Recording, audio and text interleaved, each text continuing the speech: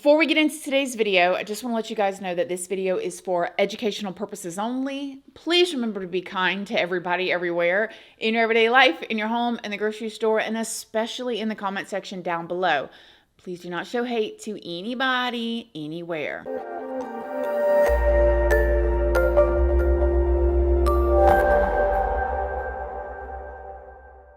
So good morning, good morning, good morning. How is everybody doing today? I hope you all are having an amazing day. I hope you all have had a wonderful week. Hope everybody's getting geared up for a nice weekend. Everybody is feeling good and feeling great. So in today's video, we're going to be talking about a situation that happened in 2015, so about 10 years ago now, which honestly just doesn't feel like that long ago. And it is referring to a situation of two brothers. And I want y'all to think about how close you are with your siblings. Some of y'all have siblings that you're very close to. Some you have that you're not close to. And what you would do for them. Would you go to the ends of earth with them? Would you move in together? Would you live in the same neighborhood and raise your little ones together? Like, how far are you willing to go with your siblings? Before we get into it, though, I do want to let you guys know, if you don't already know, hi, my name is Christina. I do have a second channel, which is Casually Christina. We just do things way more casually over there. I also have a Patreon. My Patreon's for 18 and up. And over there, we talk about more personal stuff. We go live over there. It is a good time if you want to join. There's also a $2 tier for all the true crime stuff that cannot go onto YouTube due to their terms and policies. That goes over on my Patreon under the $2 tier. Just make sure you read the full about section of what each tier offers before you join. I'm also on Facebook, Instagram, Snapchat, and Like to Know It. And Like to Know It is a platform where you can find links to a lot of the things that I like, use, or that y'all ask about. All kinds of stuff from skincare, makeup, this top, literally these earrings, this chair, cooking utensils, workout gear, stuff I buy my husband or my kids. Basically, I can link everything on my Like to Know It, and so I do, and all of those platforms are linked down in the description box if you would like to come and check me out. So, okay, let's talk about the Bever family. 54-year-old David Bever and 45-year-old April Bever were living in Broken Arrow, Oklahoma with their 7 children. Now, Broken Arrow is in the northeast part of Oklahoma, and it is the largest suburb of Tulsa, with a population of about 120,000 people, making it the 4th largest city in the state. Broken Arrow is also the 3rd largest manufacturing hub in the state, and with many employees working in the energy sector. Now, Broken Arrow is located within the Muskogee Nation. And if you guys do not know about the history of the Muskogee Nation, it's pretty incredible. The Muskogee Nation is a self-governed Native American tribe. It is one of the 5 civilized tribes, and it is the 4th largest tribe in the U.S. with about 100,000 citizens. For all y'all Wicked fans out there, Kristen Chenoweth, who is most famous for her role as Glinda in the Broadway production of Wicked, is actually from Broken Arrow herself. She graduated from Broken Arrow High School, and the Broken Arrow Performing Arts Center's theater and stage are literally named after her. If you cannot put in mind who exactly I'm talking about, you know the viral clip where she's singing Popular? Listen to this. You will be popular. You're gonna be popular. I'll teach you the proper poise when you talk to boys, little ways to flirt and frown. La la la la. 950, my butt.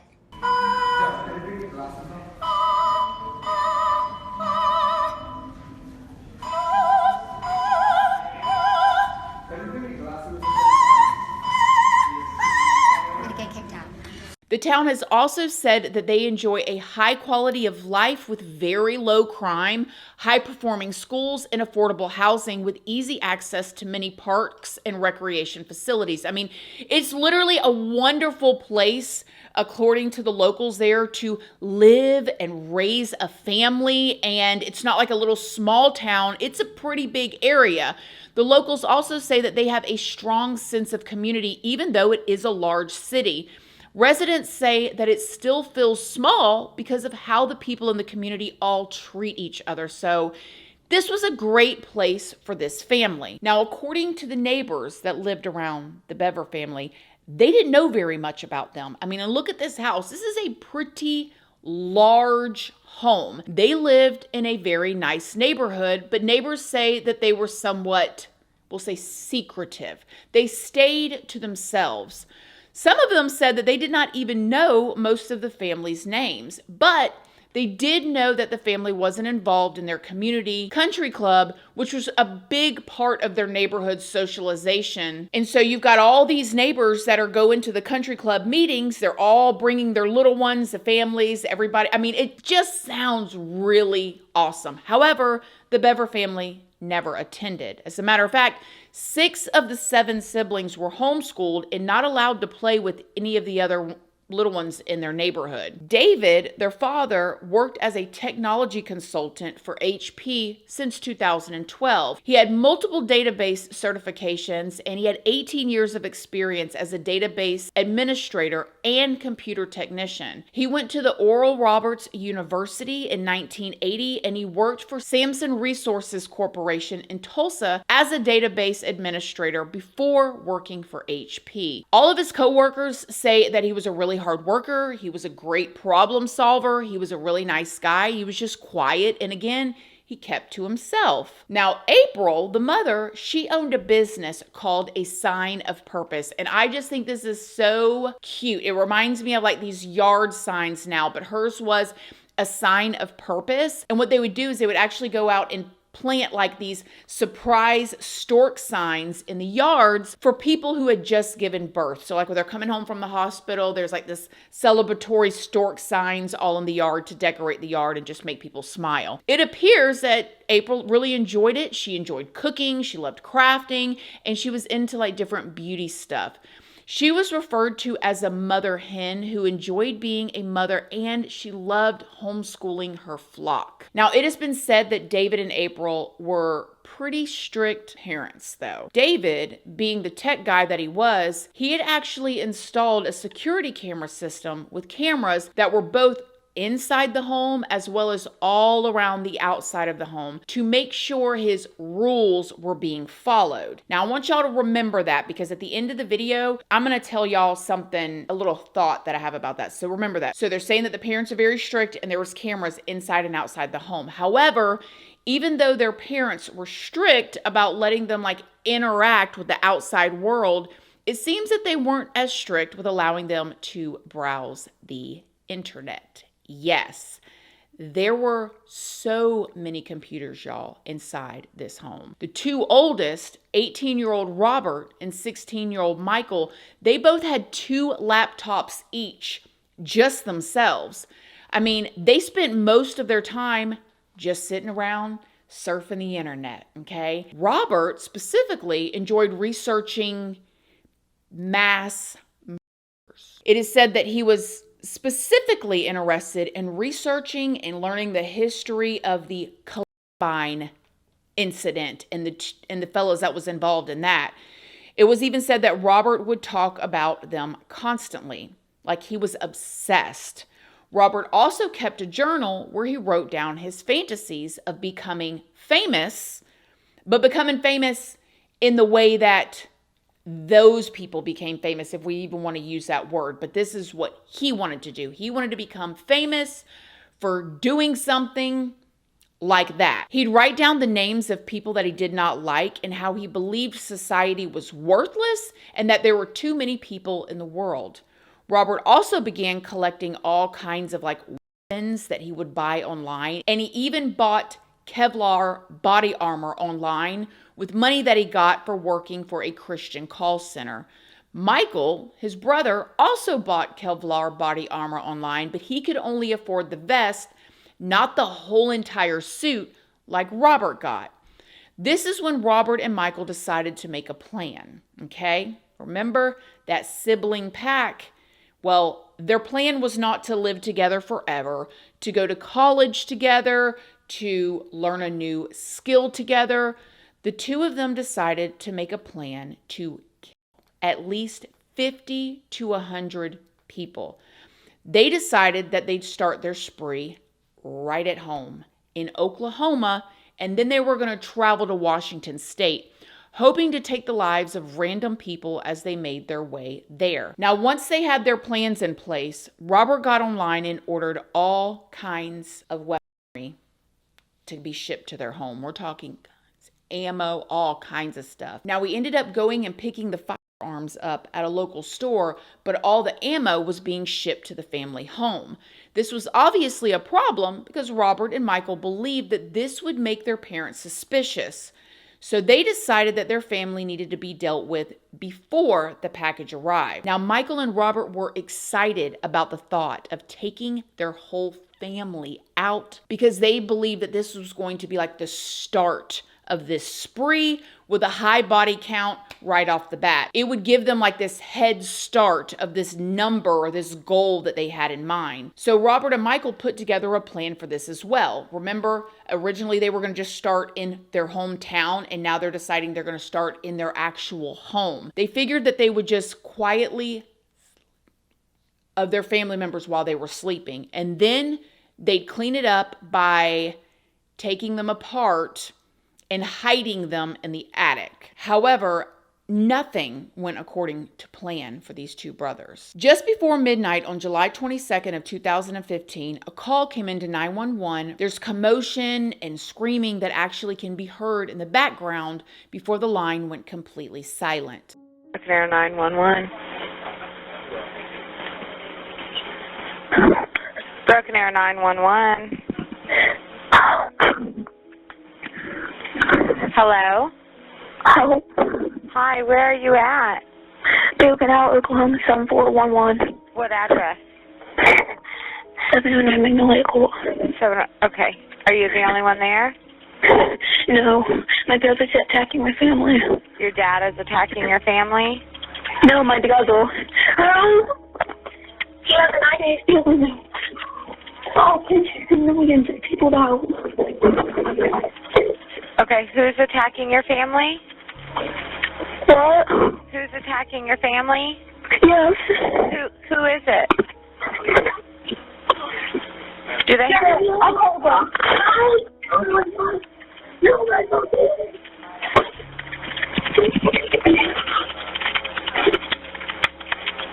Are you there?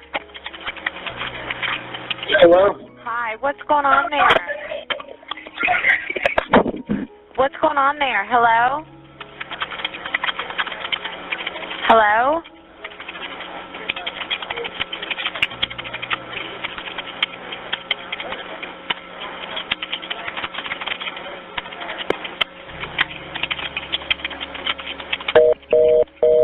The 911 dispatcher tracked the address and tried to call back, but no one answered. So to play it safe, the officers went ahead and went out, and they were dispatched to the home. Now, as soon as they arrived, they could hear a girl's voice screaming, "Save me, save me."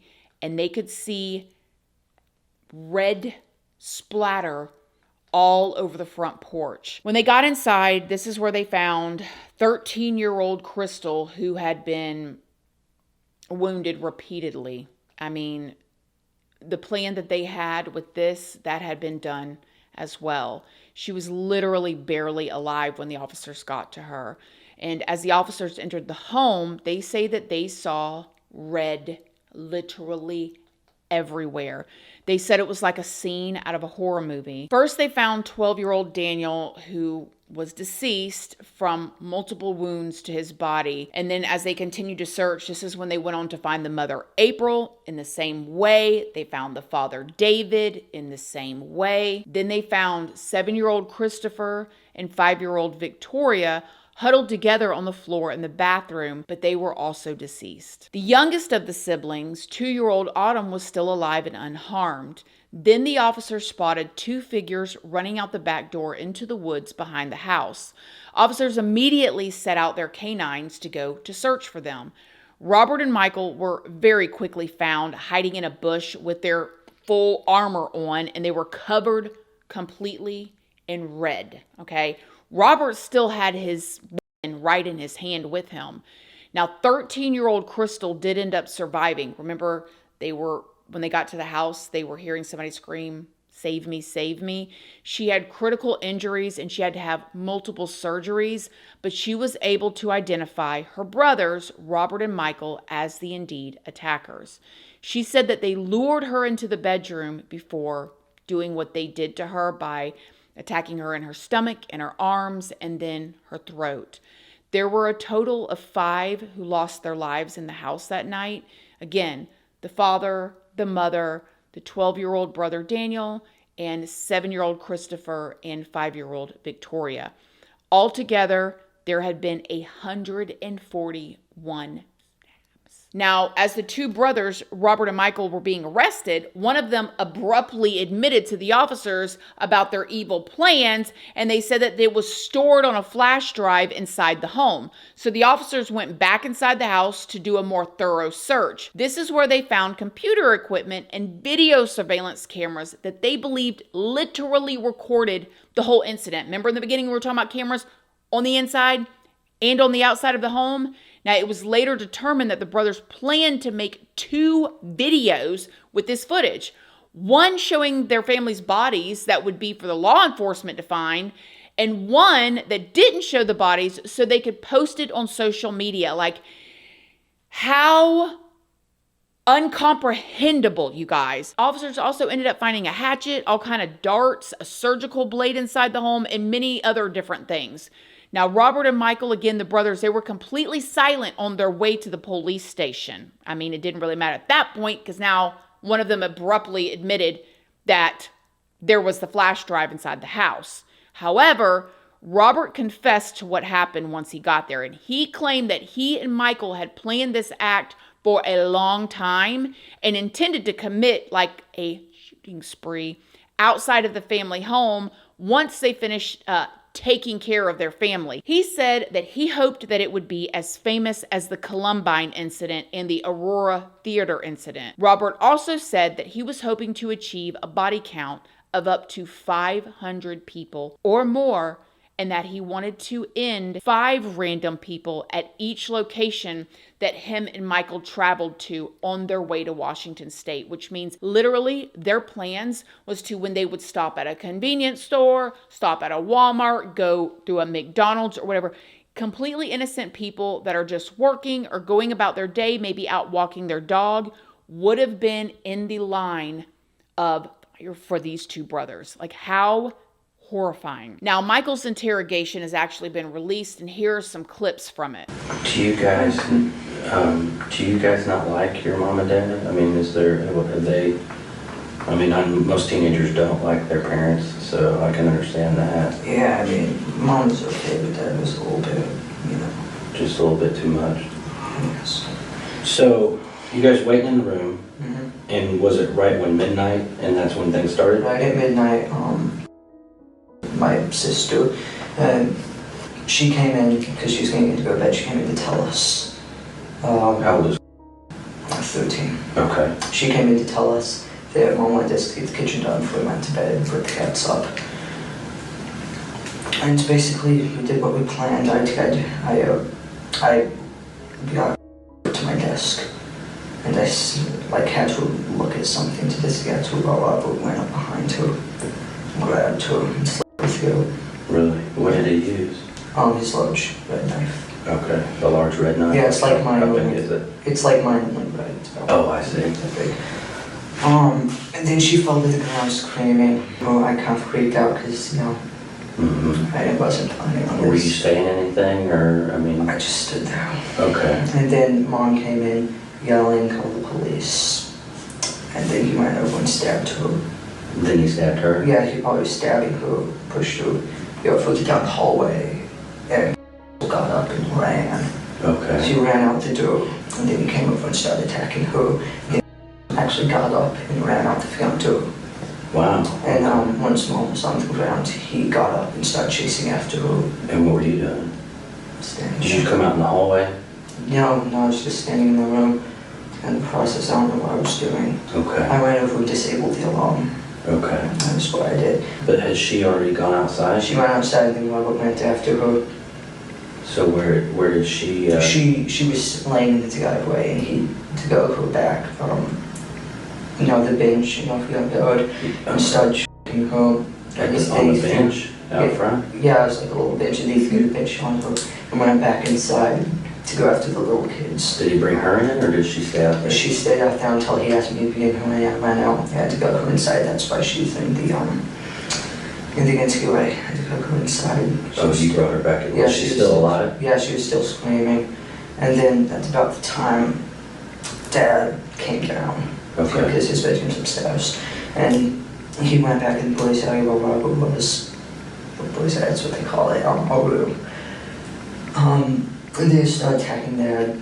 They got a little bit of a fight. But then eventually, Robert got him down. And Where were you? I was standing in the hallway. Okay. And then he went in, and Daniel was in his room, which is down the hall. And I was like, "Let me." How old's Daniel? I think he's 12. Okay. And I was like, "Let me in," and he let me in. He was sitting there on the phone with the police. I grabbed the phone, which is my phone. He got my phone, and then I ran into the kitchen and I smashed the underground. So, Which was your phone? Yeah, it was my phone. Now you don't have a cell phone anymore. And then I went back down, and and Daniel and Christopher locked himself in the bathroom, Daniel locked himself in Dad's office. Okay. And then I finally got both of them to open the door, because they thought I wanted in there to. But they were in different rooms? Yeah, they're right next to each other. Right? Oh, I see. And then Robert went in, they went in, and Christopher, that's when. And then basically after that, everyone was pretty much dead. We forgot about all. Who was dead? Everyone, I think, Okay. looked like they were dead, except for she was laying in the interview screaming. Then there was a knock at the door. Okay. Someone knocked at the door. I think that might have been the neighbor, because the police wouldn't have been there yet. And then they just kept knocking on the door. So we turned around. I grabbed on, put my soft vest and heavy vest on. I was carrying the plates. I put my helmet on. And then we went out the back door of Dad's office, climbed over the fence, went down into the park, and started cutting through the woods. Okay. We both collapsed. Like we saw us, we were just sitting there, and they found us. Now, clearly, Michael in there tried to make it sound like he only hurt Daniel and that his brother Robert did all the rest. Almost like he was an unwilling participant, but investigators were just not buying it. Now, from what can be gathered from both of their interrogations, it seems as Crystal, the sister, came into Robert and Michael's room just before they were getting ready to begin their at-home spree. So Crystal was first, and she began screaming, which actually ended up waking up the rest of the house. Then it seems April, the mother, she was after. Like, she came running and she was after.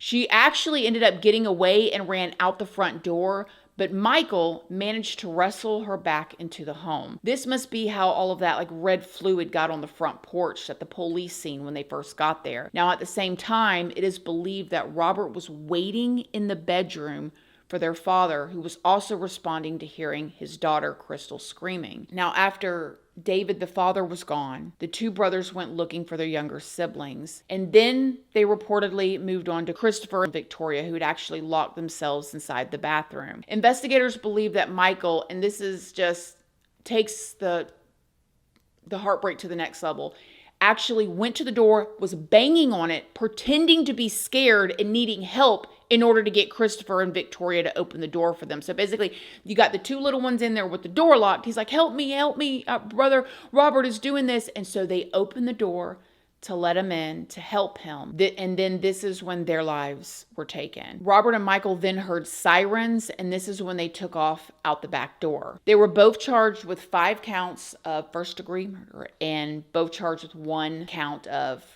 assault and battery with the intent. Michael went on to be charged as an adult, and they both pled not guilty. Now, while in custody and while they were waiting for trial, it came out that Robert had attempted by using a bedsheet.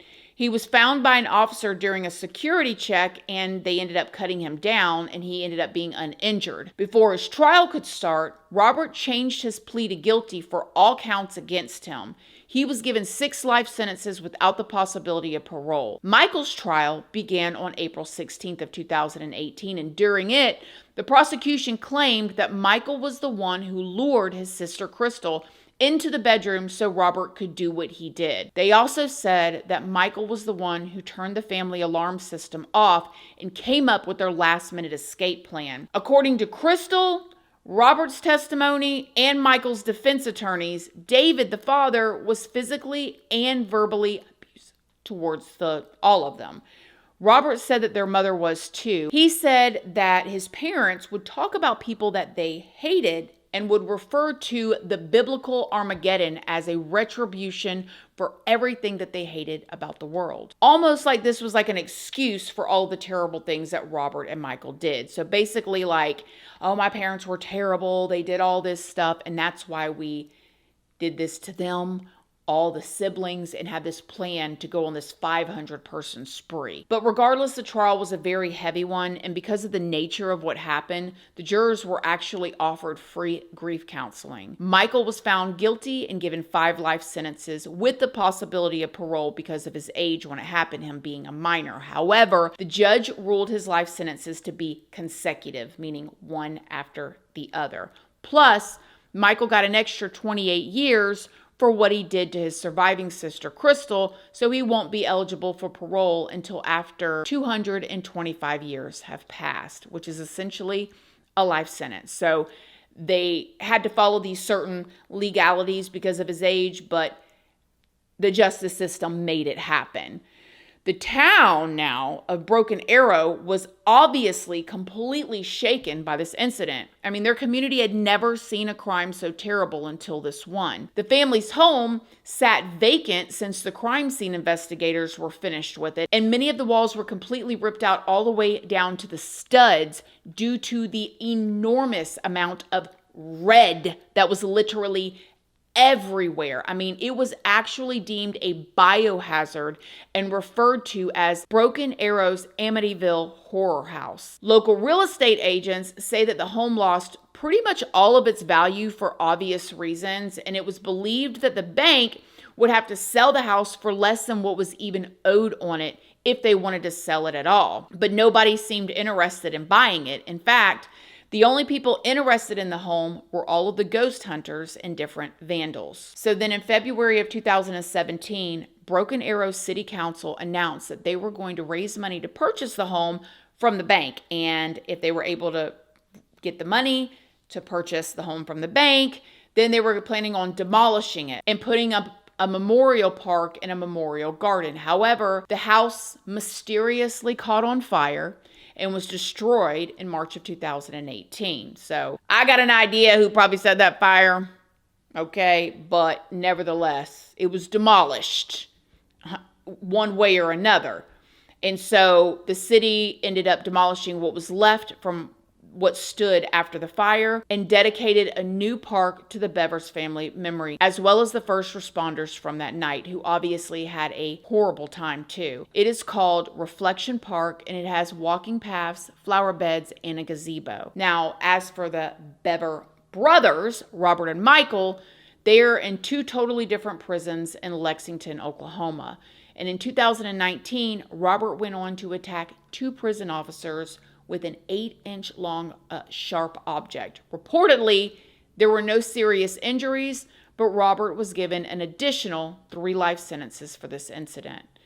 Robert and Michael's 2 surviving siblings ended up being adopted out, and they ended up, I believe, being adopted by the same person. And I hope that they are doing well now. So in 2015, the youngest one, who was completely untouched, was 2 years old. So they would be 12 or 13 now. And then the sister, Crystal, who was 12, she would be 22. And I cannot imagine. Now, the thing that I wanted to say about the cameras in the beginning of the video was, I do wonder, did they put the cameras up because they had suspicions? Like, did they know that these brothers, or they had these issues? I don't know. You guys, the photos of them, I am sorry, there's something in those eyes. Like the light is not on, or I don't know. And then after being arrested, they were smiling, and such a sick satisfaction of smiling. To only be a fly on the wall of what really went on in that house. Nevertheless, nothing that could have went on could have garnered any of this. But have y'all heard about this? Let me know what you think in the comment section down below. Other than that, I love y'all. Thank y'all for watching this video. I hope y'all have a wonderful weekend, and I will see y'all in the next one. Love you guys. Bye.